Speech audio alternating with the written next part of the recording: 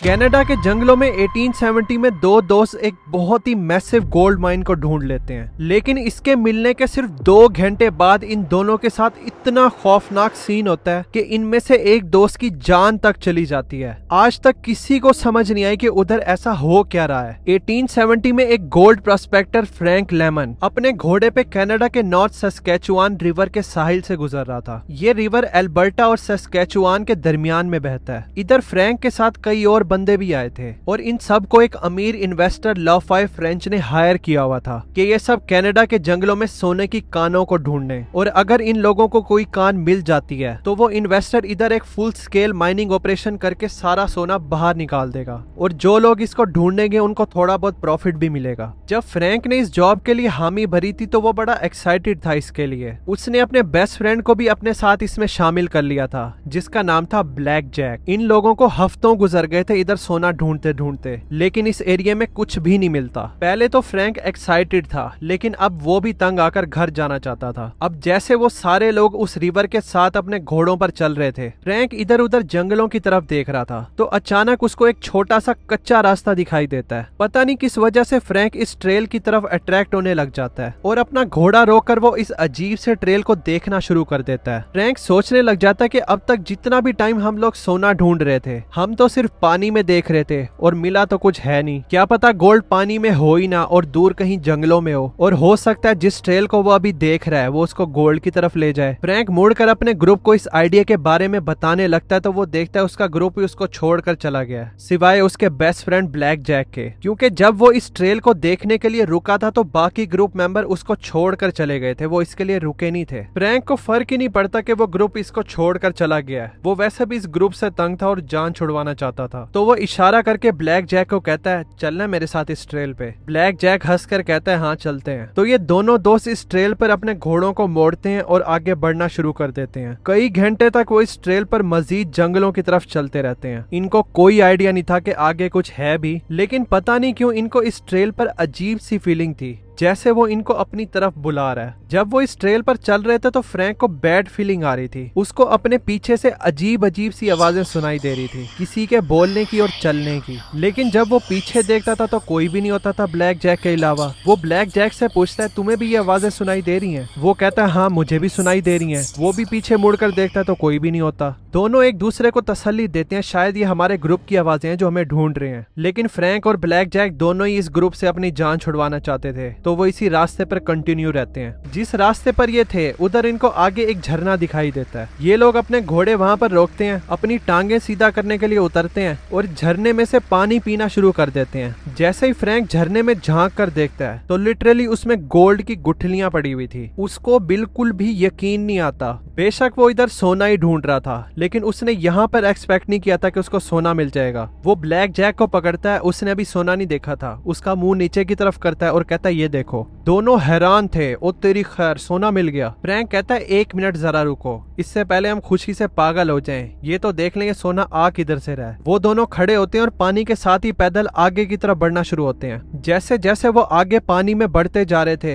वैसे ही सोने की क्वांटिटी भी पानी में बढ़ती जा रही थी। फिर उनको एक ओपनिंग दिखाई देती है जिधर से पानी अंदर की तरफ झरने में जा रहा था और इस छोटे से किनारे पे सोने के बहुत ही मैसिव डिपॉजिट थे। इन दोनों को सोने की बहुत ही बड़ी कान मिल गई थी जिसको आज से पहले किसी ने भी नहीं देखा था। ये कान मिलियंस ऑफ डॉलर्स नहीं बल्कि बिलियंस ऑफ डॉलर्स की थी। अब ये दोनों दोस्त खुशी के मारे पागल हो जाते हैं, उछलते हैं, कूदते हैं। फिर एक पॉइंट के बाद दोनों नॉर्मल होते हैं तो वो रियलाइज करते हैं कि इनके सामने अब 2 बड़े फैसले हैं। देखो, फ्रैंक और ब्लैक जैक जो इन जंगलों में घूम रहे थे, जाहिर है वो सोना ही ढूंढ रहे थे, लेकिन वो सोना ढूंढ रहे थे रिच इन्वेस्टर लॉफाय फ्रेंच के बिहाफ पे। तो कॉन्ट्रैक्ट के लिहाज से अगर उनको कोई गोल्ड माइन मिलती है तो उनको फ्रेंच को बताना पड़ेगा। अब इनको ये बहुत ही मैसिव गोल्ड माइन मिल गया है तो इनको करना भी यही चाहिए था कॉन्ट्रैक्ट के मुताबिक, लेकिन अगर वो उसको बता दें तो फ्रेंच तो खरबोंपति बन जाएगा इस माइन की वजह से। ठीक है, वो इन दोनों को थोड़ा बहुत प्रॉफिट देगा, लेकिन जो उस इन्वेस्टर फ्रेंच को इससे मिलेगा वो इसके सामने कुछ भी नहीं होगा। या फिर ये हो सकता है कि फ्रैंक और ब्लैक जैक इस बात को ही छुपा लें कि उनको कोई गोल्ड माइन मिली है।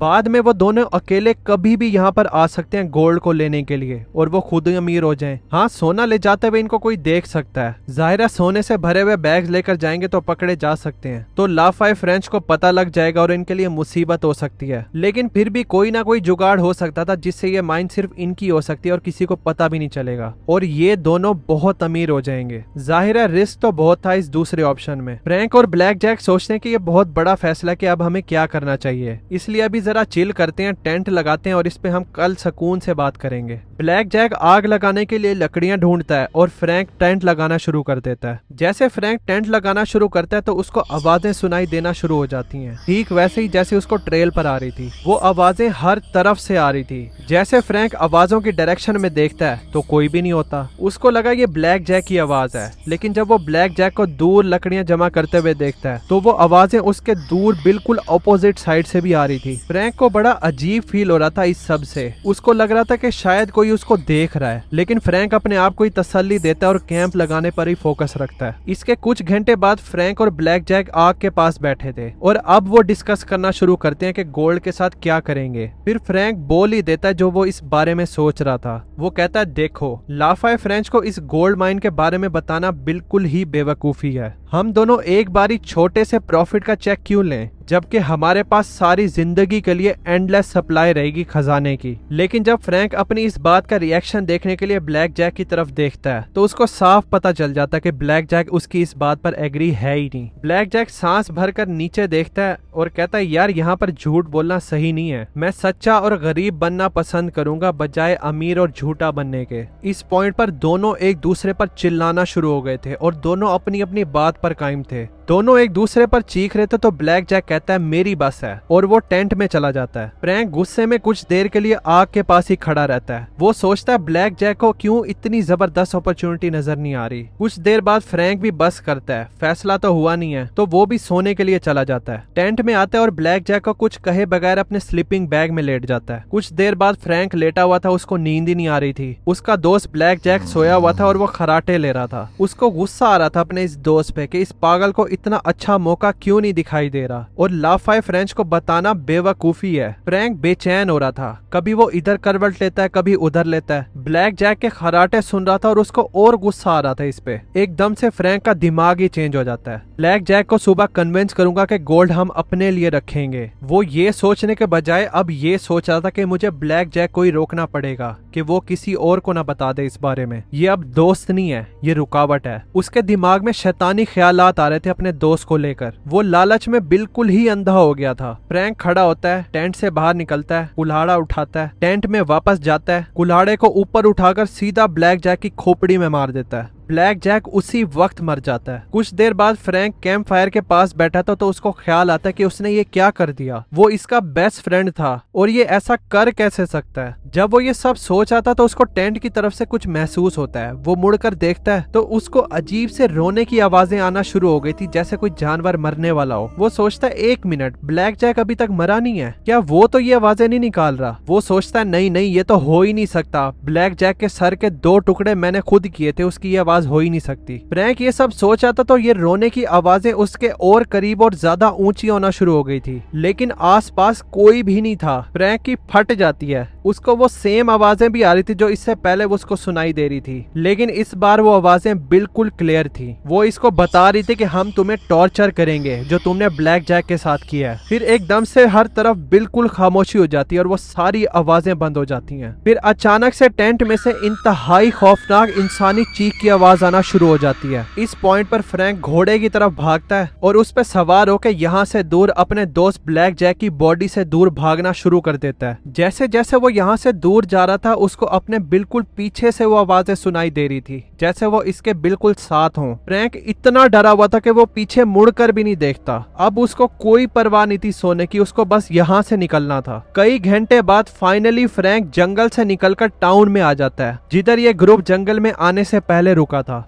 जैसे ही फ्रैंक जंगल के ट्री लाइन के बॉर्डर को क्रॉस करके टाउन में एंटर होता है तो वो आवाजें जो इसका पीछा कर रही थी वो भी गायब हो जाती हैं। इस पॉइंट पर फ्रैंक यही सोच रहा था कि वो सारी आवाजें, वो आहट, वो चीखें, वो सारा ब्लैक जैक की रूह है और वो इससे बदला लेना चाहती हैं। अब फ्रैंक को गोल्ड की कोई परवाह नहीं थी, वो बस ब्लैक जैक के कर्ज से निकलना चाहता था। तो वो कहीं रुके बगैर सीधा चर्च में जाता है और प्रीस्ट की मिन्नतें करता है कि मुझे ब्लैक जैक की रूह से बचा ले। प्रीस्ट कहता है भाई सांस ले, तसल्ली से बता क्या मामला है। वो इसको सारी स्टोरी बता देता है कि इन दोनों को गोल्ड माइन मिली थी, उसका दोस्त इसकी बात नहीं मान रहा था तो इसने उसको मार दिया और अब उसका भूत इसके पीछे पड़ा हुआ है। इधर फ्रैंक एक बंदे को मारने की कन्फेशन कर रहा था, बजाय इसके सोचने के प्रीस्ट का फोकस सिर्फ गोल्ड वाली बात पर था जो इसने जंगल में ढूंढा था। सोने का सुनकर प्रीस्ट भी लालच में आ जाता है। वो फ्रैंक को बोलता है मैं तुम्हारी मदद करूंगा, बस तुम यहाँ से चले जाओ और वापस कभी मत आना। हम ब्लैक जैक की बॉडी को ढूंढकर उसको सही से दफनाएंगे और तुम्हारी उसकी रूह से जान छूट जाएगी। फ्रैंक प्रीस्ट का शुक्र अदा करता है और वो यहाँ से भाग जाता है। लेकिन फ्रैंक को ये नहीं पता था कि प्रीस्ट उसके बारे में सोच ही नहीं रहा, वो बस इसको साइड से हटाकर गोल्ड माइन पर खुद ही कब्जा करना चाहता था। अगले दिन प्रीस्ट अपने दोस्त जॉन मैकडुगल को बोलता है कि तुम उधर जंगलों में जाओ और फ्रैंक और ब्लैक जैक की कैंप साइट को ढूंढो। वो उधर जाता है, कुछ घंटे ढूंढने के बाद उसको कैंप साइट मिल जाती है। टेंट के अंदर ब्लैक जैक की बॉडी भी थी जिसके सर पर कुल्हाड़ा लगा हुआ था। फिर जॉन वही सब करता है जो प्रीस्ट उसको बोलने के लिए कहता है ताकि इस मर्डर को छुपाया जा सके। वो दोनों गोल्ड माइन को खुद क्लेम करना चाहते थे, वो नहीं चाहते थे कि इस मर्डर का पब्लिक को पता चले। अगर ऐसा हुआ तो इधर इन्वेस्टिगेशन होगी, अथॉरिटीज इस एरिया को सर्च करेंगे और उनको गोल्ड माइन मिल जाएगी। ये सब नहीं होना चाहिए। तो वो ब्लैक जैक की कब्र खोदना शुरू कर देता है। जैसे वो ये कर रहा होता है उसको भी आवाजें सुनाई देना शुरू हो जाती हैं। वो तेजी से खोदता रहता है लेकिन वो आवाजें भी ऊंची हो जाती हैं। ये इंतहाई डरा हुआ था लेकिन फिर भी वो जल्दी से कब्र खोदता है, ब्लैक जैक की बॉडी को उसमें डालता है, उसके ऊपर मिट्टी डालता है और 2 पत्थर उस पर रख देता है। इसके बाद प्लान के वो दूसरे हिस्से पर एक्ट करना शुरू कर देता है, यानी गोल्ड माइन को ढूंढना। जैसे जॉन पानी के करीब गोल्ड को देखना शुरू करता है तो वो आवाजें और ऊंचा शुरू हो जाती हैं। फिर एकदम से बहुत ही ऊंची हंसने की आवाज सुनाई देती है। वो पीछे मुड़कर देखता है, कोई भी नहीं होता।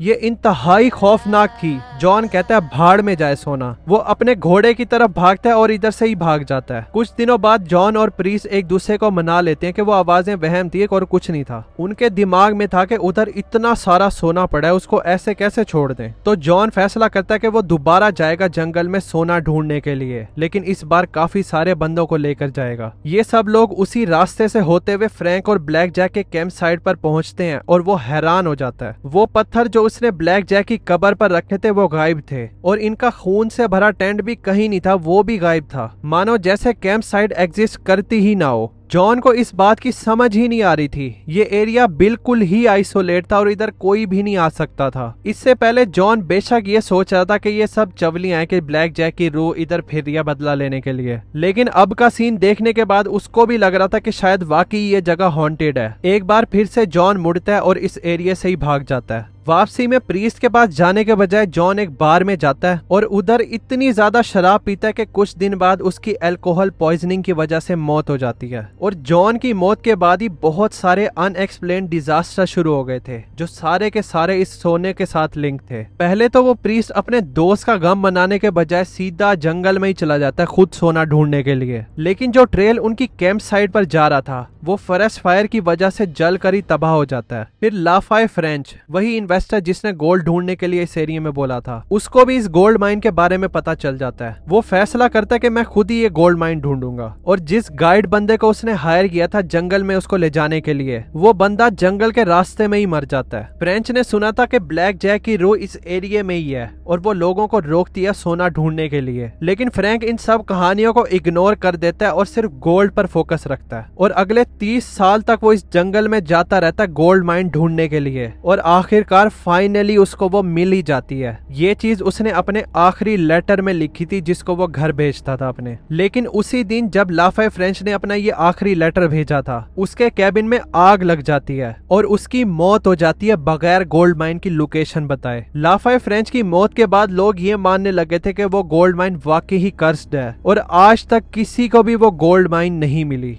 जंगल की बात हो रही है तो ऑस्ट्रेलिया के इस ब्लैक रिवर को कैसे भूल सकते हैं। इस रिवर में एक खौफनाक चीज रहती है। 2003 में 3 दोस्त इस रिवर में डुबकी लगाते हैं और इनके साथ आगे जो हुआ था उससे इंस्पायर होकर हॉलीवुड ने 2 मूवीज बना ली थी। उस दिन इनके साथ ऐसा हुआ क्या था, इस पे मैंने ये वाली वीडियो बनाई है, आपको हाईली रिकमेंड करूंगा कि आप जरूर देखना। मिलते हैं फिर उस वीडियो में। Thanks for watching.